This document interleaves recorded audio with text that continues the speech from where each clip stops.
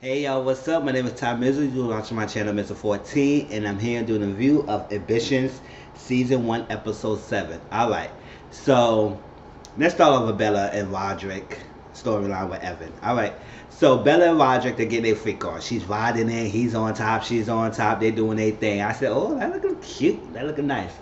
Alright, so after they finish, he was still sore about the beat up he got from the goons. So she was asking him, about this. You sure you backed up your stuff that you said you backed up? They want to get this thing together. They want to plan. They were trying to get this money.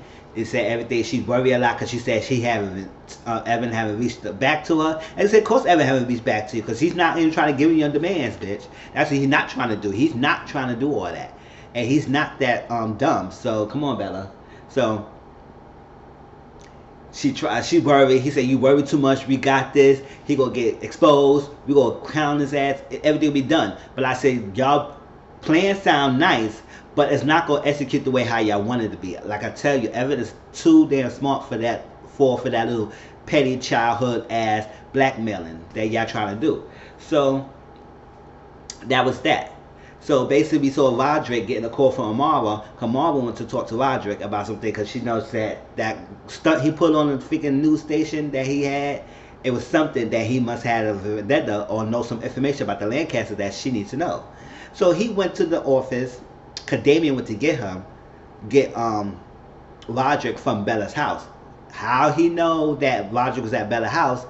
He find out because I guess as in the Department of Justice, he found out information and stuff like that. So he went to Bella's house and said, I came to get Roderick. If he's not here, he should be here. He lucky he should be here. She said, oh, I'm here. Because David was looking at Bella like she was a piece of snack. I know he was trying to devour her and Roderick was not here. That David's something else. He is something else. Because he was definitely looking her up there. He said, oh, if Roderick's not here, he should have been. I said, oh, Damien. Oh, no little kid trying to get turned on, trying to get at her. So he said, I'm here. So Roger came to talk. He made his whole biggest lie that he said he tripped, he fell, and that's he got his bump in his face, and that he had a deal with Lancaster. It was a big deal. He was so excited, and then all of a sudden that Evan backed out on the deal, so he went to confront him or something like that, and then it turned out so well. So that's what happened. And she said, "Oh, okay, whatever." So she gave him the card and walked out. All of them knew that he was lying. So we'll see about that. So they said, let's continue to get on lead on him, and let's see from there. So later on, Roderick went to see Evan at his office. I said, oh, Roderick, you bold ass motherfucker. Hell, like, he is really bold. Like, he is so cocky. Like, he got this. Like, he had to one up. And I said, you was a dummy to even think that you could one up Evan. So he went in there all freaking confident or nice advocate saying that, yeah, listen, I got what I got, like because he got the videotape. Evan saw the videotape, and he said, well, what's with me? You gonna give me that tape, just like that, or you gonna destroy a lot of tapes? He said, I'm not doing that thing unless you give me the money that we want. And he said, you think I'm gonna give you money like that? I'm not gonna give it to you because we don't trust you. He said, well, I don't trust you either. So what we gonna do? We gonna have Bella as a middleman. You're not gonna get the tapes unless we get the money first. You give me the money first, and then I would give you the copies of the tape. So he said, you better do it, or I'm going to release this thing. He said, oh, you don't scare me. You can go ahead, whatever. He said, don't trust me. Because I have a lot of things. Don't test me. I have a lot of things going on, and I could get on you. I could get you. I don't have nothing to lose. But me putting this stuff out there, you have a lot to lose. So you better think about giving that money and make sure you give me that money. That's what Roger was telling him. So Evan looked at him and said, okay. So he walked out, smirking at Evan like he got an upper hand. I said, dumb fool. And we could tell he's a dumb fool because later on, Roger came to Bella's house. So Bella was like, she was so happy. She said, oh my God, we got the money. We got the money and stuff like that. He said, oh my God, you gotta see it. She said, oh, it's a safe, it's safe. I ain't want to have the money laying around. It's in a safe. And he said, oh, but do you got to drive? Well, that's what he said. This shit got to drive so I can get the money. She said, don't worry about the money. Something like that. It's all cool. And I said, I just want to make sure everything is good. I don't want to double cost them. This is all the copy. He said, yeah, I have. This is all. And he said, I didn't want to make an extra copy for safety net. For assurance policy, I ain't want to have an extra copy because I didn't want to do that to you or cause any more problems with you and Raheem. You can know Roderick does like Bella. So she said, oh. She was so touched. So he said, come on, let's go to the money. Let's go get the money. He walked out and Evan walked out. He said, ain't no money, fool, with his two goons, and Roger was pissed. I said, yes, she double crossed him. That's Evan. I said, what the hell? Everyone had to promise her to get her to figure double cross Roger, because they was all on board last week getting down, taking Evan down. But now she flipped on him real quick. I said, yes. You was nothing, Roderick, till she get what she want from Evan, that one she really likes. You was nothing to her. So you just tonight proves that she don't care about you, and you will never be coming back to that girl because she played your ass. She played your behind, and definitely did play them. So he said, ain't no money. What you talking about? Ain't no money. He got the thing. He said, I'm going to destroy this and make sure you destroy everything else. And it's no money for you. It's what it is. So you better not come back here again, ever again. And Roger looked at Bella like this, because Bella was looking so guilty. She was like, I said, Bella, you're an actress, girl. You're an actress. So she said, oh, you probably think you're going to give me that. Because I would think like, he probably promised a concession stand. But he said, no, it going to come along. But I got you something better. I got you a gift with Valentina. I guess she's like a well-known top designer around. And she's so... Bella was so excited because she said, that's my idol. I like her. How you get that pull? How did you get that pull to get Valentina to give me the thing? So he said, I got her to make you lead something, because I think it was some textiles, some division of her thing that she was running, and she wanted somebody to look into it and run it. And he convinced Valentina to make Bella the one to be the face of that new designs and stuff like that. And she was so excited. She said, oh my God, how you get this going? All that stuff. He said, I got you. I believe you will do great, do well, or stuff. He walked out. He said, listen, you sure I don't need anybody to watch you just because he want to come back? He said, no, I'm all right. She said, no, I'm all right. Roger won't be coming back. He won't. After you play him like that, he will not be coming back to your behind. He won't. And if he do, he's a fool, bigger fool than I ever think of. So he said, Bella, to what it's worth, I always believed in you. I said, oh. So Bella was looking at that. I was like, oh, maybe. I don't know. She probably still got some plan going on, but we'll see. So that was that with the Bella. All that stuff. So let's go with Senior. So Senior Lancaster is the father of Randall and Evan, right? So Senior Lancaster took some $20 out the freaking came in the store, took $20 out the freaking cash register. I said, Dad, is that bold? You did it right in front of her. She said, Rondell said, what you doing, Daddy? Taking money out the thing. She said, it's only $20, no big deal. I'm going to play my Powerball. I put the money back. I said, damn. Like, come on now. That's the inventory. You can't be stealing money. But I guess that's since he still owned the restaurant, he could do whatever he wanted, right? So Rondell was talking to him, and all of a sudden he just spaced out like,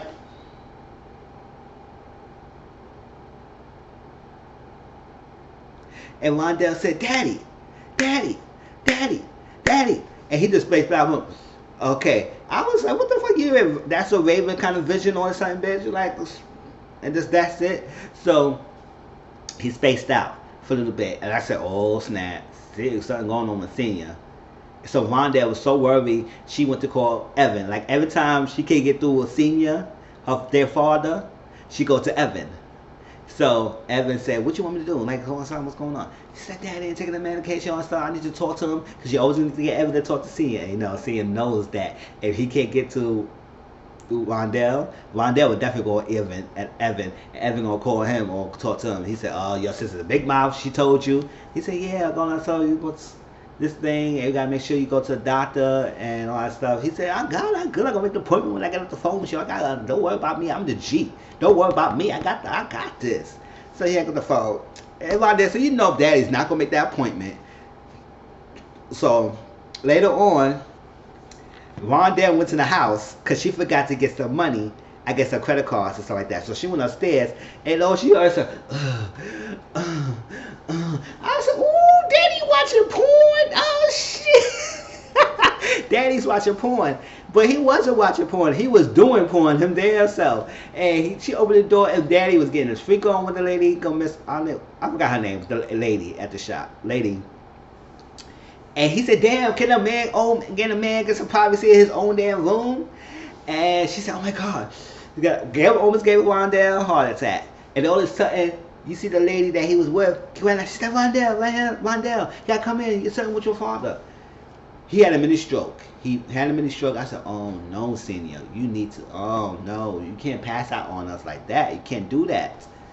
So, they find out that he was not taking the medication that the doctor gave him. He said, take that medication, it does something to me, and I don't want this, all that stuff. I guess he's more concerned about his love life, taking that medication that will affect his love life.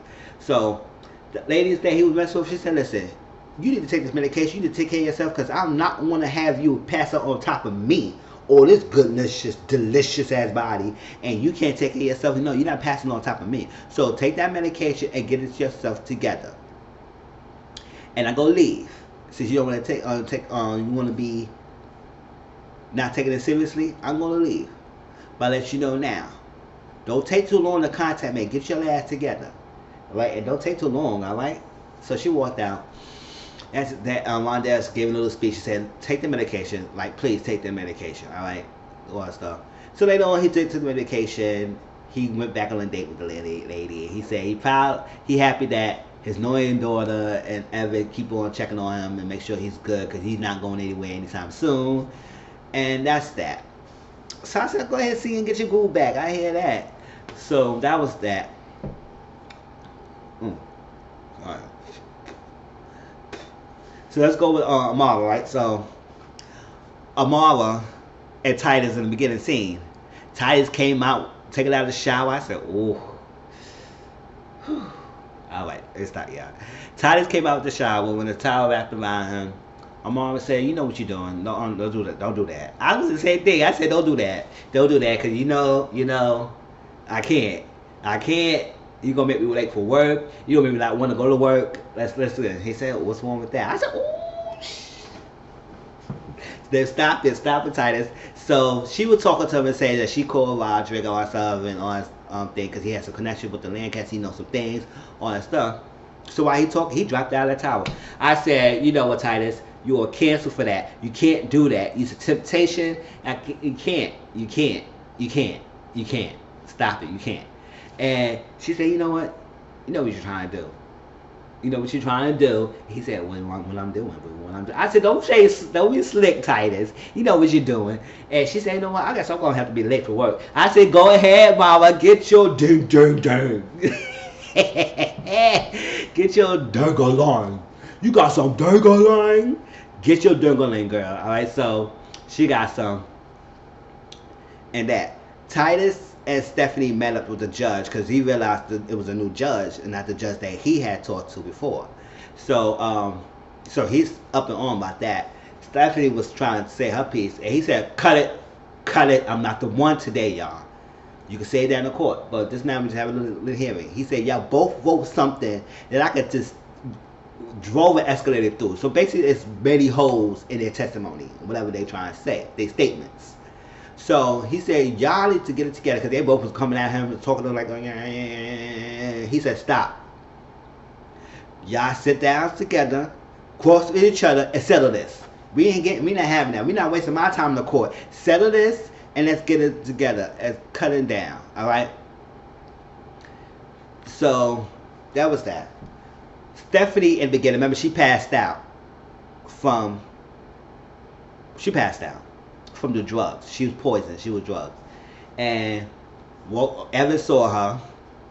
Evan tried to say, oh, Stephanie. It got the phone and about to say something, and then he stopped. I was saying, ooh, I know you ain't trying to let her die like that. You is one messy ass man like that. I know he was not going to try to let them down 911 to help her. He was like, good, if this girl died, I'd be a free man. I know he was thinking about that. I knew he was thinking about that. He said, I don't have this witch on top of me like that anymore.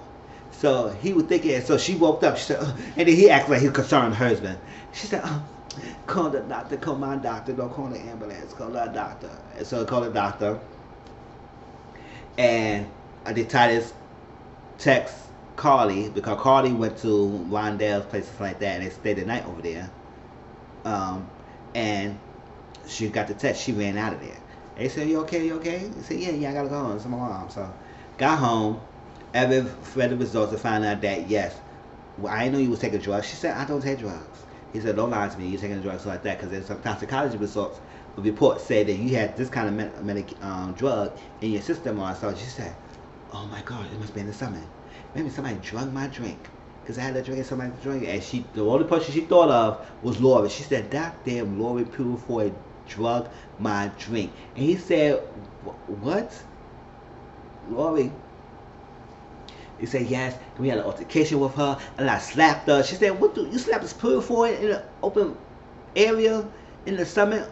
How that happened?" She said, "Well, she said something disrespectful to me. She said that disrespectful to you. She said something disrespectful to Carly, and I had to put her in place." It's like that. So to get even, she drugged me, and that's what happened. So later on, Stephanie told Carly, she said, I love you, boo. I love you to hell and back. I don't care what you do, who you love." Well, she don't like her loving Lori. But she said, I love you, and I care. But Lori did drug my drink. She said, "No, how you think Lori did that?" Because she said she slapped me. She told something about you. She said, "You slapped her?" He said he talked something about me, and I had to put her in place and stuff. So I was like, "Oh, okay." So she was saying all that. She said, "Lori won't do this, Lori won't do that." And she said, "That woman is foul, and she been doing this in the family, and they not the one to be trusted." And Stephanie is right, Carly. Yes, Stephanie could be overbearing mother, but she knows her thing. And you will listen to your overbearing mother, who's very vindictive, to listen to what this lady is doing. She is playing you. Not only she love you, like she playing you. It's like that. Because Lori, at the end of the day, love her family. So at the end of the day, she's not gonna be all concerned about you. She just playing you because she gonna get information, so they can win their case, whatever they gonna do. So Carly said, "You said all that because you never really loved me. You never really accepted me all like that. You said all that because you want me and your side." I said, "No, we not having that." And I believe Lori, she didn't want to do this. And all that stuff. I was like, "Oh my gosh." Carly is getting my nerve. I'm sorry. She getting my nerve. I can't stand Carly. So she went to talk to Lori. Lori confronted Carly confronted Lori. Said, "Did you do it?" She said, "No, I didn't do it." She said, "Okay, what happened? What you said to my mom?" She said, "Disrespect you." She said, "Listen, I told her about the thing. I said I give you more orgasms in a week or something like that." But then her man gave her all the lifetime they've been married. And then Carly started laughing. I said, "Listen, I know you didn't really like your mom, but I would not let nobody talk about my mother in front of my face and laugh with that lady, so you could give her open room to disrespect your mom like that. Hell no." Yes, it was kind of funny when she said it, but if me right there, you said that, I said, "What? No, you don't talk about my mother like that. I don't care what's the problem. Don't talk about my mother like that. Whatever you say, that's disrespectful." And don't laugh. So now you give Lori ammunition to continue at your mother because you know you going against your mother. So now she knows that you are so head over heels with her. So your head is not thinking that she's playing you. So she using everything she gets so you could drive a wedge between y'all two. So you could be all smitten. So she putting that on you. So Carly said, "About the orgasm you're giving me, maybe I could go back to your place and I can give it back to you." I said, "Let's just shut up. Shut up. I don't care. I don't care what trying to think you're trying to get with Lori. I don't care, Carly. Because you deserve what you get. Sorry, I don't care. Bye." So,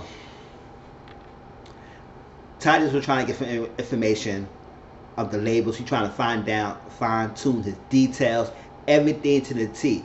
All of them would say, "Listen, I did the drugs. It's like that." And then talking to some African American community, it doesn't target this and all that stuff. It would target this kind of family and one that there. It target this area more than others groups, so like that. Because you know a lot of pharmaceutical or whatever play the drugs target certain type group because the poor community, because they would spend on the drugs more than other people. But even though the rich could, but still, they target certain groups. And it's all they think is nothing to it. No, I think all they say is not nothing to it. There's no truth to it. But he said Titus want to make sure he cover and fine tune everything that he needs to. So Stephanie came to the thing. Stephanie and Lori had words with each other. He said, "Listen, you drugged me." She said, "That's some crazy accusation and all that stuff. And you had slapped me, and you lucky I didn't press charges on you. Alright, I didn't press charges." He said, "You lucky you got only slap because we could do them anymore." It's like that. There's gonna be some war and all that stuff. So I will get mine. I'm gonna get my revenge. I'm gonna get what I need to get. She didn't say all that, but she basically had words with each other. Said, "It's not over, girl. So they would say Lori wanted her out the building. Titus said it's best for you to leave. We're gonna reschedule this day because Stephanie said, "Yo, it took me a while to get the meeting here," and he said, "It's working out. I'm good. We could do it later." So that's that. Remember, Marla and Damien went to see the building permit guy, the supervisor of the building permit, and they basically found a loophole that he has been fast-lining a lot of Greg Peters' project in the forefront. The permit, he was signing a fast, because normally it takes a while after paperwork is done to get the permits. But now he been getting the Greg Peters been getting the permits like within 2 weeks or something like that. Whatever. So he said, "How you fast lining this?" He said, "No, I did my job. She just paid for a permit and I signed for it. And that's a lot of stuff. I'm not doing no things differently. You gotta power me. You I get back to my job, all that stuff." And he said, "Okay." They got left for there. Amara told Titus that she'd been working with Damien because Karen bulldozed her with Damien, and she had to. She can't fight it. He said, "Okay, cool. I love you. That's what I love about you because you've been honest with me and all that stuff." And after she was working on, because she had working report, he was looking at it like so mean, like he can't stand it. He trying to play it off, but he know he can't stand that name Damien at all. And mind you, Damien is still recording because when they had sex before she went to work, he recorded it. I said, "Ooh, Damien, you is a freak, nasty man."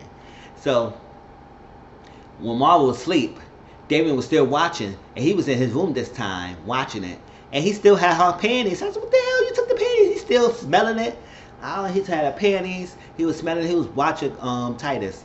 Titus took the computer that Amara had, took her thing, her ID or something like that, got her passcode, whatever. I don't know how he got the password code and everything.